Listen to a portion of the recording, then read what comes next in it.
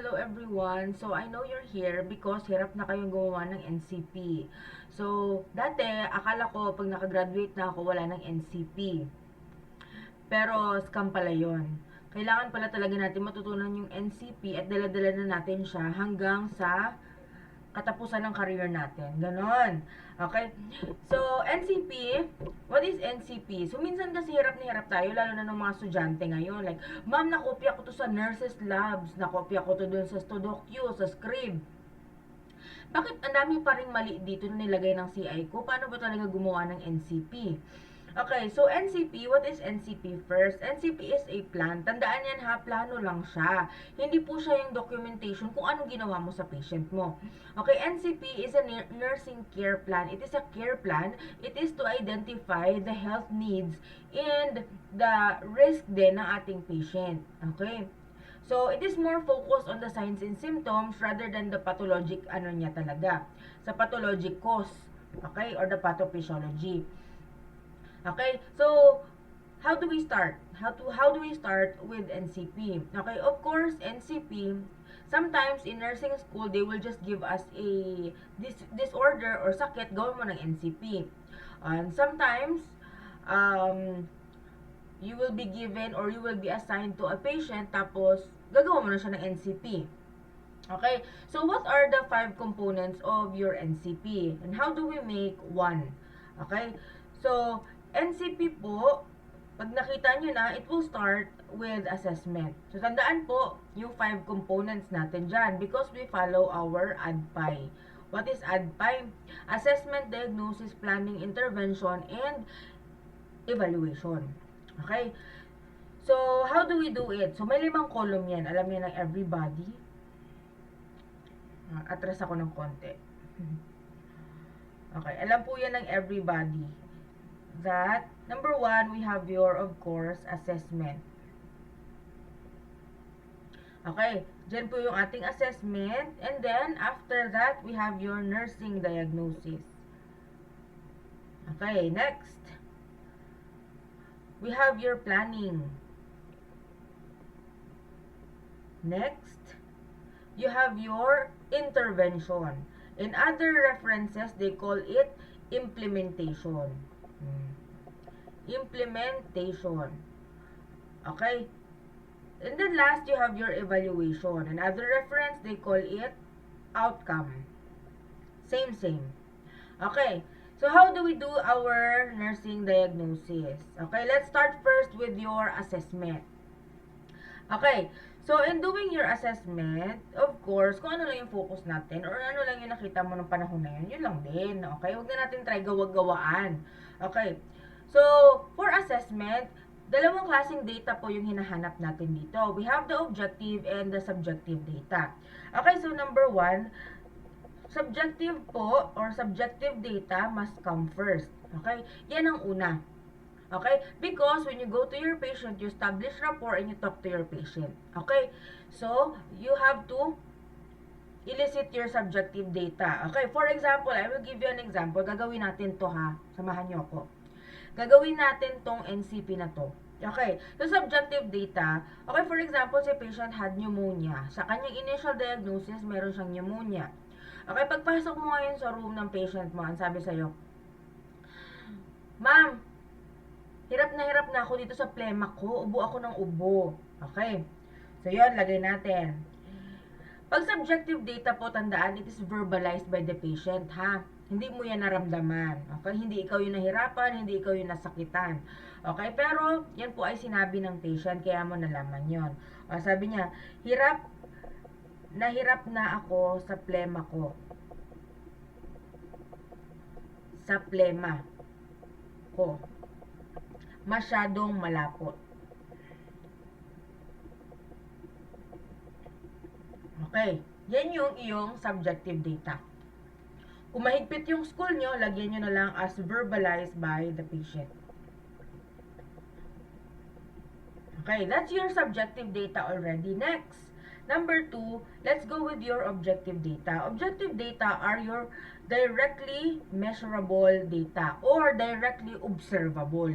Pag sinabing directly observable, yan nakita mo yung patient mo, nakita mo na yan yung minamanifest niya. So, for example, ano ba yung magsusupport dito sa sinabi ng patient mo? Okay. Number 1, harap na, malapot na yung plema, nakabara, ganyan-ganyan, sabi ng patient mo. Okay, unang-una sa lahat, of course, productive cough. Okay? If you wish to be more specific, you can put the color of your secretion. Pwede ka maglagay ng green or green sputum, ganyan, or yellowish, or kung ano man ang meron klase ng sputum, meron siya. Okay? Next. Okay. Sabi niya, hinahapo siya. Okay, hinahapo, pwede rin. Meron siyang presence of shortness of breath. Okay, dahil nga dun sa plema niya, ubo siya ng ubo. Nakaharang yung plema. Next, ano pa? Si patient din po ay, syempre, using the assessment techniques, IPPA, nag-auscultate ka din. Meron din siyang, okay, meron din siyang crackles or positive crackles where, okay, on bilateral lungs.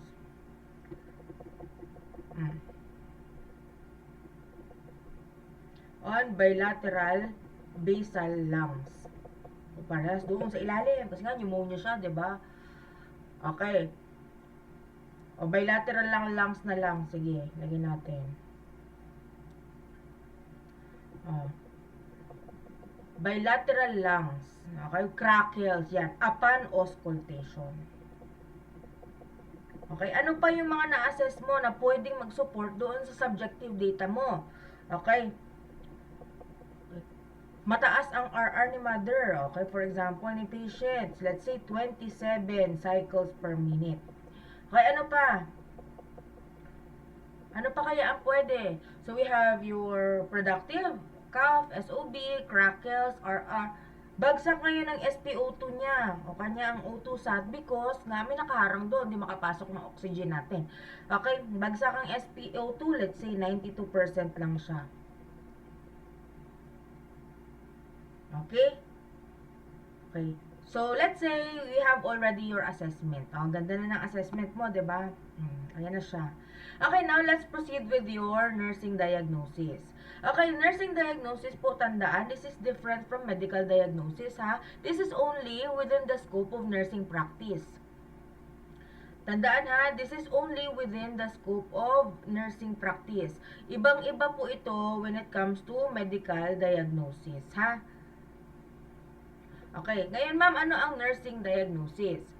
Okay, nursing diagnosis is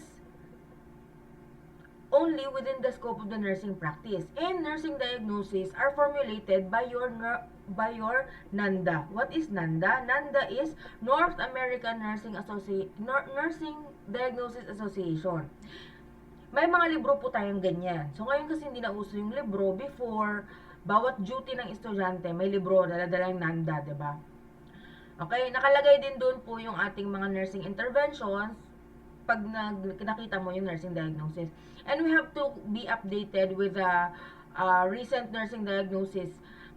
Kasi, marami nang bago. Kahit ako nagulat, di ba may obesity na doon?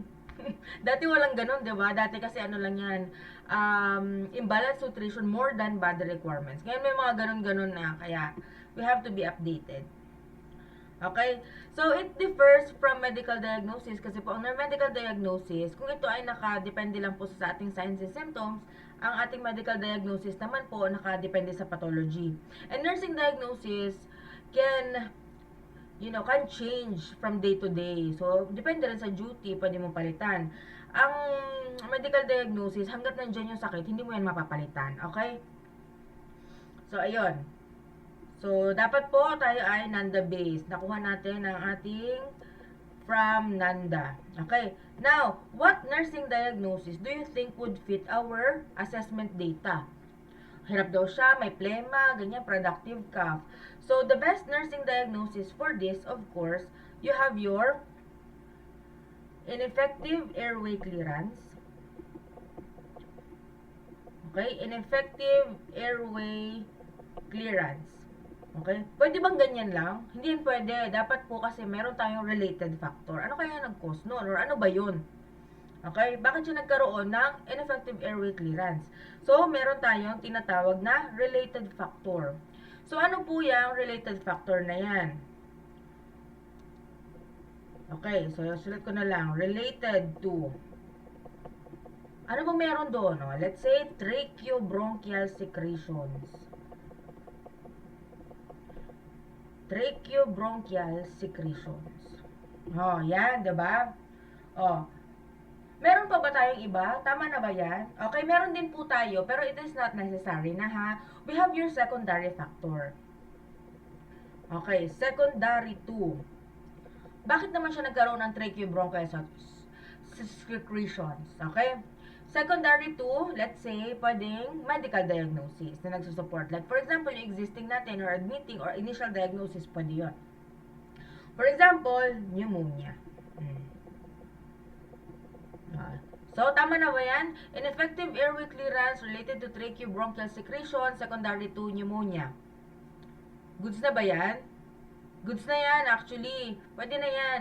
Meron na tayong nursing diagnosis, meron ka ng related factor, may secondary factor ka pa. Ma'am, bakit may nakakita kami na may as evidence by? Pwede naman yon, pero it's not necessary, okay? Let's say, lagyan natin as evidence by. As evidence by po, ito na po yung nilalagay natin ng signs and symptoms. Pero, this is not necessary na, alam nyo kung bakit. Hindi na po ito kailangan actually, kasi may assessment ka na eh. Nandiyan na yung signs and symptoms na nakita mo na significant dito sa nursing diagnosis. So, hindi na po yan kailangan, ha? That's not necessary at all. Okay? Okay, next. Ma'am, okay na ba yung column na yan? Meron ka ng nursing diagnosis. Okay. In your nursing diagnosis, nilalagyan po yan dito sa baba ng definition. Okay? Ano bang definition ng ating ineffective airway clearance? Nakukuha po yan sa NANDA. Okay? Kopyahin nyo na lang yan doon. Nandun yan. Okay?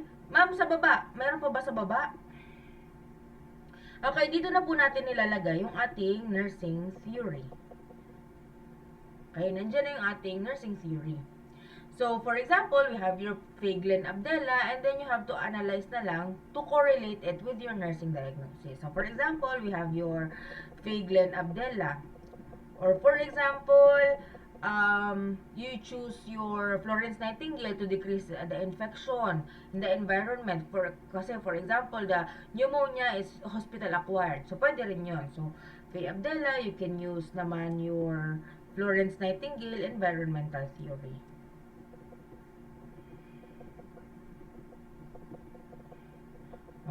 By Florence Nightingale.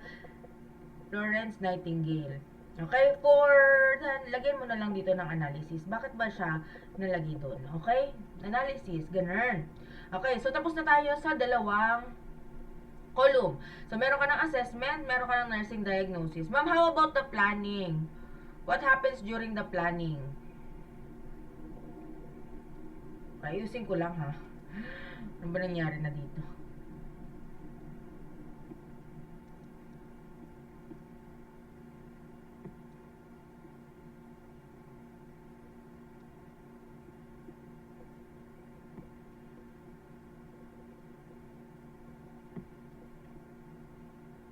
Okay. So, what do we do on the planning stage naman? Okay. So, planning tayo mga be.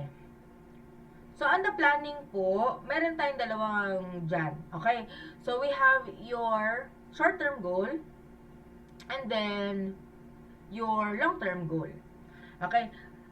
So, we have your short-term goal. It should come first ha, yung iyong short-term goal. So, for the short-term goal, tandaan po, hanggang kailan lang po yung short-term goal. Short-term goal is less than 24 hours. Okay? 24 hours. Kapag umabot na po yan, more than 24 hours, or umabot na ng weeks, umabot na ng months, at tawag na po natin dyan ay long-term goal. Okay? So, that is more than 24 hours. So, ilang days, ganyan, isang week, isang buwan, yan na po yung ating long-term goal. Okay, napunta tayo sa short-term goal. Okay, ano ba yung goal mo sa short term? Okay, let's say, short-term goal. At the end of 8-hour shift, the patient will be able to, okay, lagyan ng ganyan. Tapos number 1, okay, verbalize relief Okay, relief from SOB kasi meron siyang SOB, gumaan na daw yung pakiramdam niya. Okay, ano pa? Demonstrate na po ng decrease ng crackers, ganyan-ganyan, ganyan-ganyan. Okay, sa long-term goal naman po, sa long-term goal, what are pwede nating plan dyan? Okay, at the end of hospitalization, the patient will be able to, ganun-ganon. Number 1, manage, ganun-ganon. Manage or maintain SpO2 more than 95%. Okay. Next, yan yung managing ganyan. And will be free from ganito, ganyan. Okay? Pwede po yun. Okay, so we have your STG and long-term goal. Napunta naman po tayo sa intervention. So, intervention naman po is divided into 3 naman siya. Okay, so we have your independent. Let's start with your independent always ha, independent. So, pag sinabing independent po, ito po yung mga pwede natin gawin na walang utos ng doktor. Okay, so, ano ba yung mga independent na pwede natin gawin? So, the patient was having a difficulty because of the copious secretions or the tenacious secretions. Okay, number 1. Okay, number 1, pwede? Number 1 is establish rapport. Establish rapport or introduce self. Ganyan. To gain trust. So, rationale, lalagyan sa baba. To gain trust. Okay, next, number 2. Ano pa pwede? Ano pa pwede nating ilagay? Okay, position the patient on moderate high back rest. Okay? Ano ba yan? To maximize lung expansion. Okay? To maximize lung expansion. Ano pa po? Okay, next, number 3. Ano pa pwede natin gawin dyan? Increase oral fluid intake. Pwede yun. Bakit? Pag mag-i-increase ng fluid intake natin, okay, to loosen secretions. Pwede yan. Next, number 4. Okay? Encourage or perform steam inhalation. Okay? Inhalation. Rationale, to liquefy mucus. O, inano nyo yan, tuob-tuob, diba? Kaya na, number 5, ano pang pwede? Tapos na tayo dyan, sa independent. Punta naman tayo sa dependent. Okay, ano pang pwede mga inuutos ng doktor usually? Okay, perform CPT as ordered. Perform CPT or your ating chest physiotherapy as ordered. Ano pa? Next, number 2. Ano pa? Since mababa ang SpO2, usually, okay, hook to oxygen. Hook to O2 as ordered. Ano pa? Administer mucolytics. Next, number 4, administer nebulization. Kasi may mga mucolytic din tayo na okay, yan. Okay? Yan yung mga dependent natin. How about the collaborative? Collaborative. Collaborative. Since marami siyang mucus. Ano ba yan? Number 1, sa dietitian. Okay? Refer to dietitian. Dietitian para dun sa ating diet. Okay? Mataas yung fluid dapat. Diba? May mga ganon. Tapos, rich in vitamin C. Okay? Yan. Refer to dietitian. So, you have already your nursing intervention. Okay? Nakapangilan na tayo.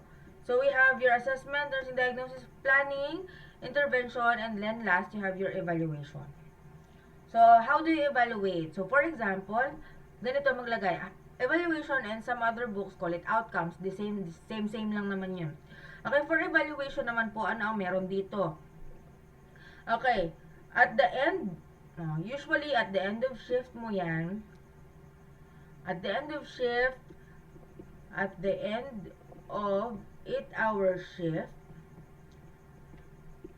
the patient was able to, okay, dito na po yung medyo tricky dyan. Yung evaluation mo po, dapat, yung evaluation po natin, dapat, magtutugma siya doon sa iyong planning. So, for example, dito sa nilagay natin sa ating short-term goal, the patient was able to verbalize relief. Number 1, verbalize relief from SOB. Okay, or ano pa ba yung mga ano nyo mo dyan? Kung ano man yung sa planning mo, dapat doon yan magre-reflect. Okay, ngayon ito yung tricky na laging mali, ha? Tapos nalagay mo lang din dyan kung goals met. Okay, goals met. Or unmet.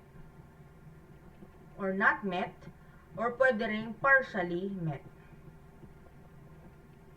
Okay, pwede ka rin maglagay dyan ng evaluation ongoing. Okay? Yan po yung ating nursing care plan. Ito po yung laging mali na ginagawa ng mga estudyante. Ito po, ginagawa nila, itong intervention, ginagawa nilang past tense. Hindi po yan past tense kasi plano pa lang po yan. Ngayon, ang magkakaroon lang po ng past tense, itong evaluation. Ha? Tandaan lang po yan, evaluation lang yung may past tense. Kasi in-evaluate mo na yung plano mo kung gumana o hindi. Okay? Gets po ba tayo? Okay? That is how you do your nursing diagnosis or your nursing care plan, ha? Okay? So, for the assessment, nursing diagnosis, planning, then intervention, and then your evaluation. I hope you learned something, ha? Okay? Basta tandaan, ha? Your intervention should focus on your nursing diagnosis. The same. Okay? So, kung kinakailangan gumawa ka ng 10 nursing care plan para sa isang pasyente, pwede yon. Okay? Okay? Pwede bang ulitin to, ma'am, kinabukasan? Pwede. If the symptoms persist. Repeat NCP. Okay? So, I hope you learned something today. Okay? At sana, tumaas na yung grade ninyo sa mga NCP ninyo. Okay? My next topic will be pathophysiology. So, ito yung isa pang gusto kong ituro kasi pathophysio is something na medyo mahirap at kinakatakutan tuwing case study. Okay, pero itong pathophysio natin pang nursing lang, hindi po ito pang doktor. Kasi na marami pang doktor yan, baka maraming question tayo dyan. Okay, pang nursing lang, ha? I hope you learned something. If you learned something, please subscribe po tayo and please like and share po my video. Thank you so much, everybody. See you again.